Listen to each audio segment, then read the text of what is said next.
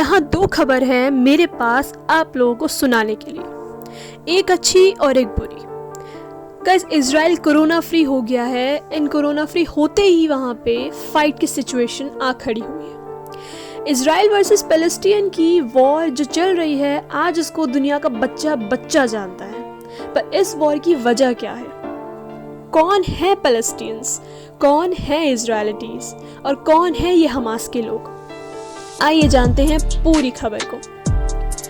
Guys, Israel में रहते हैं जूइश यानी युदोही, और जूइश का नाम सुनते ही अगर आपने हिटलर की केस स्टडी पढ़ी हो और एन फ्रैंक की novel the diary of a young girl पढ़ी हो तो आपको आपके जहन में वो सारे टॉर्चर्स, वो सारे मोलेस्टेशंस, वो सारी ज्यादतियाँ याद आएंगी जो कि इनके साथ हुई हैं। तो चलिए जाने ऐसा हुआ क्या था। ये बात है तब की जब जीसस क्राइस्ट का बॉर्न हुआ था। Some says that Jesus Christ born in a Jewish family and some says that उनका क्रूसिफिकेशन जूइशों की वजह से यानी कीलों द्वारा हत्या जूइशों की वजह से हुई थी। यहाँ से उनके लिए हेट शुरू हुआ। क्रिश्चियंस जूइश से इतना हेट करते थे कि वो उनको वर्ल्ड वाइड रहना दूभर कर दिया था, और हिटलर तो इतनी हेट करता था कि वो जूइशों को बल्क में ले जाकर कंसंट्रेशन कैंप में रखता था और बहुत ही ज़्यादा मोलेस्ट किया करता था और उनको मार देता था। जब वर्ल्ड वाइड किसी ने भी जूइशों के लिए आवाज़ नहीं उठाई तो जूइशों ने ठान लिया कि अगर अपना वजूद बनाए रखना है तो हथियार भी खुद ही उठाने पड़ेंगे। क्योंकि वर्ल्ड वाइड जूइशों की पॉपुलेशन बहुत ही कम बची थी, इसलिए अब उन्होंने खुद का वजूद बनाने की ठान ली। वो जाकर पैलेस्टीन नामक देश में रहने लगे जो कि चारों तरफ से अरब देश से घिरा हुआ था और एक तरफ समुद्र से।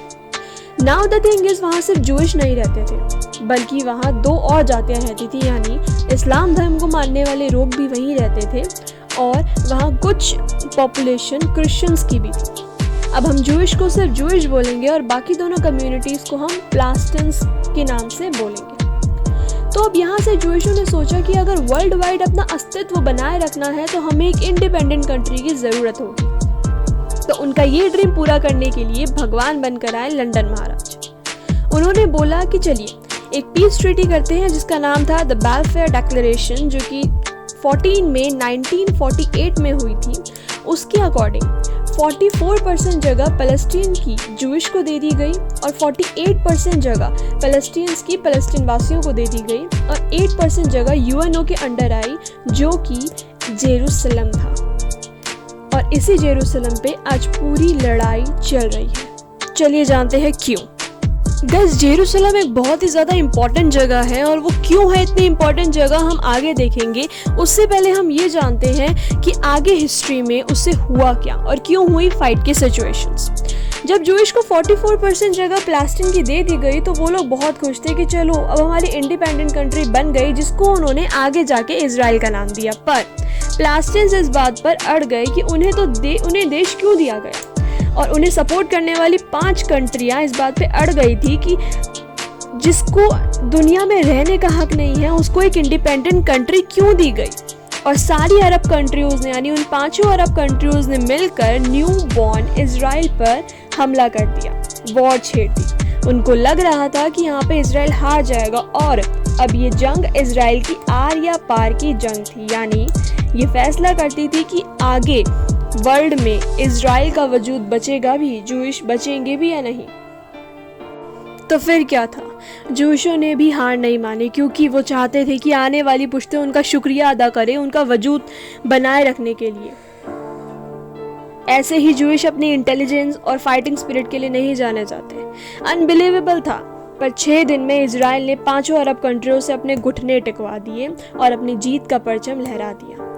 ये काफी हिस्टोरिकल रहा था कि कैसे 5 बड़े बड़े हाथियों जैसे राज्य दिखने वाले राज्यों को चींटी जैसे छोटे से राज्य ने अपने घुटने टिकवाने पे मजबूर कर दिया, बिना किसी की मदद के, क्योंकि यहाँ उनके वजूद का सवाल था। अब बात करते हैं जेरूसलम की। गैस, जेरूसलम पैलेस्टीन एरिया के अंदर आता है और यूएनओ ऑर्गेनाइजेशन के अंडर आता है। जेरूसलम एक ऐसी जगह है जहाँ 3 धर्मों की होली प्लेसेस यानी पवित्र जगह, तीर्थ स्थल है। क्रिश्चियंस की वहाँ पे एक बहुत ही पॉपुलर चर्च है, काफ़ी होली प्लेस मानी जाती है। और जूइशों का कहना है कि उनका जन्म यानी उनका बर्थ प्लेस बेहतलाम जेरूसलम में ही है, तो उनके लिए। और इस्लाम धर्म के लोग जो इस्लाम धर्म को मानते हैं, उनकी तीसरी सबसे पवित्र जगह यानी अल अक्सा मॉस्क वहीं पर यानी जेरूसलम में ही स्थित है। जैसे कि आपको पता ही होगा कि इस्लाम धर्म में 3 सबसे पवित्र जगह मानी जाती है, Mecca Medina which is in South Arabia and third one is Al Aqsa mosque which is in Jerusalem. अब गाइस जेरूसलम पे हमेशा से लड़ाई रही है, पर असली मुद्दा जेरूसलम नहीं है। तो चलिए जानते हैं ऐसी बात क्या है। लड़ाई है यहाँ ईगो की। गाइस देखिए, इजराइल वासियों यानी जूइशों के पास वर्ल्ड वाइड कहीं भी रहने की जगह नहीं थी। उनकी मांग सिर्फ इतनी सी थी कि उनको एक इंडिपेंडेंट कंट्री दे दी जाए। और प्लास्टिन्स का कहना था कि क्यों जूइशों को रहने की जगह दी जाए, उनको तो जीने का भी हक नहीं है। अब बहुत स्ट्रगल के बाद, बहुत वॉर के बाद प्लास्टिन्स और जूइशों के बीच कुछ अच्छे संबंध बनने की आशाएं जागी। दोनों ही देश के प्रमुख आगे बढ़े और दोनों ने एक दूसरे से हाथ मिलाया और दोनों ने पीस ट्रीटी पर साइन किया, जिसके लिए उनको नोबेल पुरस्कार भी दिया गया। पर पैलेस्टीन में जैसे कोहराम मच गया और उन्होंने अपने ही प्रेसिडेंट को प्लेटियम खिलवा के मरवा दिया। उसके बाद जैसे लड़ाई और ज्यादा बढ़ गई, अंदर ही अंदर विवाद होने लगे। प्लास्टिन्स ही 2 समूह में बट गया। एक जो कहते थे शांति से रहा जाए, शांति से छोड़ दिया जाए, जो हो रहा है बस शांति से रहने दिया जाए, और दूसरी तरफ जो चाहते थे कि अब तो हथियार उठाए जाएंगे पर यहाँ से जूइशों को निकाल दिया जाएगा। अब देखिए गाइस, दोनों के बीच में बहुत ही ज्यादा लड़ाई हुई और ये लड़ाई एक जमाने से चली आ रही है, जैसा कि मैंने आपको बताया। यहाँ प्लास्टीन वॉर करते थे और इजराइल उनकी वॉर का जवाब दिया करते थे। अब जहाँ भी लड़ाई होती थी वहाँ का एरिया इजराइल वाले अपने अंदर यानी अपने कब्जे में कर लेते थे। आपको मैं फाइट के दौरान हुए कुछ रिजल्ट दिखाना चाहती हूँ। 1948 से पहले पूरा राज्य इजराइल था और धीरे धीरे जैसे जैसे फाइट होती जाती थी वैसे ही बैलफोर डिक्लेरेशन के बाद 48% से पैलेस्टीन 22% पर आ गया और 22% से अब पैलेस्टीन सिर्फ 12% में बचा है, वो भी टुकड़ों में। ये सिलसिला चलता रहता है। प्लास्टीन इजराइल के बीच लड़ाई होती है, अगर प्लास्टीन हारता है तो इजराइल धीरे धीरे वहाँ कब्जा करने लग जाती है। अब गाइस, यहाँ पे पैलेस्टीन वालों का हारना पहले से तय इसलिए है क्योंकि उनको ना आर्मी रखने की इजाजत है, ना ही वेपन्स रखने की इजाजत है, और ये सारे रूल्स हैं इजराइल के। हाँ जी गाइस, जैसे जैसे प्लास्टीन और इजराइल के बीच में लड़ाई होती है वैसे वैसे ही इजराइल अपने कुछ रूल्स एंड रेगुलेशंस प्लास्टीन वालों के लिए बनाती है और प्लास्टीन वालों को वो रूल्स एंड रेगुलेशन फॉलो करने पड़ते हैं एट एनी हाउ। तो इसीलिए प्लास्टीन वालों के पास ना वेपन्स रखने की इजाज़त है, ना ही उनके पास आर्मी रखने की इजाज़त है, और ये सारे रूल इजराइल के दिए गए हैं। तो ये थी इनकी शुरू से लड़ाई। अब देखते हैं ये हमास कहाँ से आए और ये कौन है।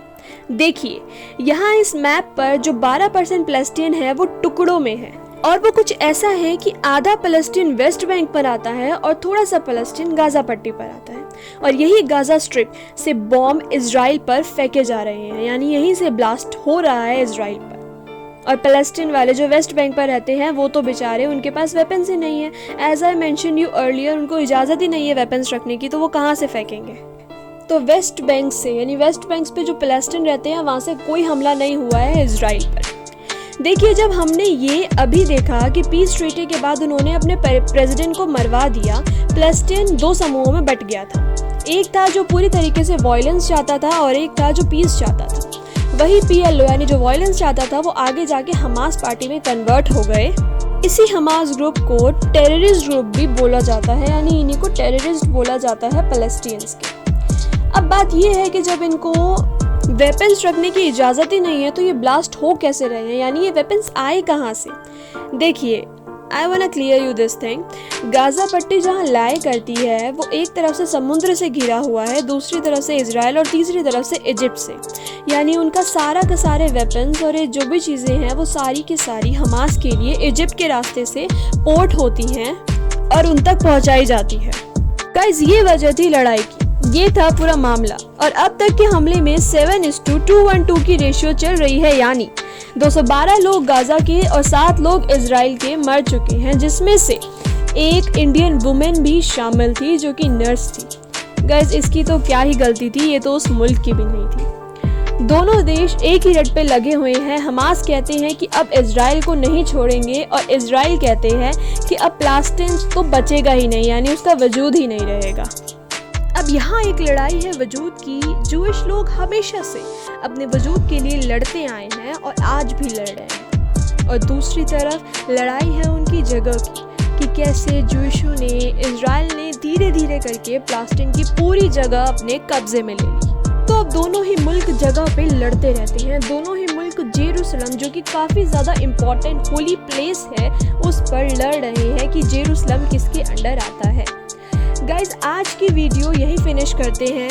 वीडियो में बताने को बहुत कुछ था पर वीडियो काफ़ी लंबी हो जाती तो मे बी सुनने में इतना मज़ा नहीं आता। मैं एक वीडियो इसकी यूट्यूब पे बहुत ही जल्द डालूंगी, फ्यूचर वीडियो में जल्दी ही डालूंगी, जिसमें आपको सारी चीज़ें और ज़्यादा क्लियर हो जाएंगी। अभी के लिए प्रेयर फॉर दैट वॉर कि जल्द से जल्द ख़त्म हो जाए और दोनों कंट्रीज़ के बीच में पीस ट्रीटी हो जाए, क्योंकि वॉर कभी से सोल्यूशन नहीं रहा है।